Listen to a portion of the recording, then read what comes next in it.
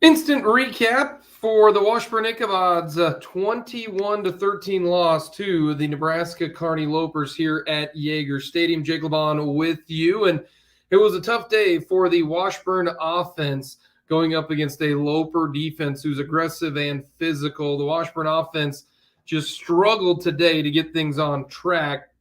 The Lopers came to play, and this was a big one. These two teams met last year in week number 3. The Lopers won 28-24, and Washburn, though, then rattled off the rest of the wins, and Washburn ended up making the playoffs. Lopers made the playoffs as well, so 2 playoff teams a year ago, and in this one, defense was the name of the game. 2 offenses that are really, really good, but the Washburn offense couldn't get on track. The Lopers took the lead 7-0. Washburn comes back, hits the field goal, make it 7-3. Then the Lopers scored 2 more touchdowns. So they go up 21-3 here early on in the first half. Washburn then drives it, almost gets into the end zone. There's 1 second to go at the end of the first half. Washburn has it 4th and goal on the 4. They elect to kick the field goal to cut the lead to a 21-6 effort at the half. Then in the second half, Washburn's defense was outstanding. They hold the Lopers scoreless. That is right. The Lopers didn't generate much on offense at all in the second half. Washburn took the opening kickoff, drove it in there, got the score. So it's 21-13 with 8 minutes to go in the third quarter. And that was it. That was done with the scoring. Defenses showed up the rest of the way.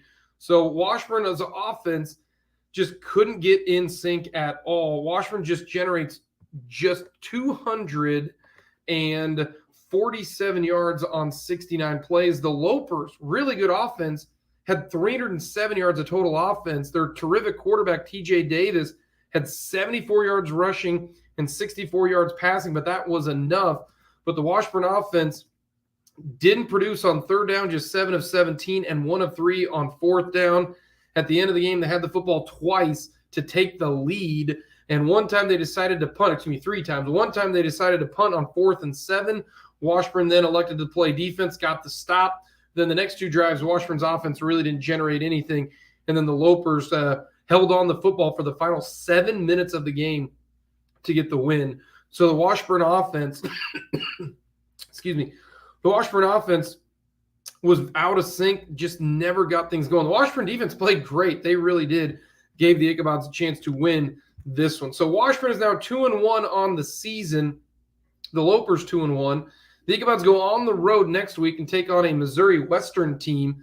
At this point right now, we're trailing Emporia State, so it might be 2-1 Washburn versus 2-1 Western coming up next week in St. Joe, 6 o'clock kickoff, 5:30 pregame coverage for the Ichabods and the Griffins. Players of the game in this one offensively, Talon Peters ran it really, really well. I thought Peters had a good effort today in this one. On defense, the whole defense played great. Grant Bruner led the Ichabods with tackles again with 11. Landon Urban, very good. Had a sack, couple tackles for loss. Urban was excellent in this one as well. So the Washburn defense played well. You hold a team to 21 points.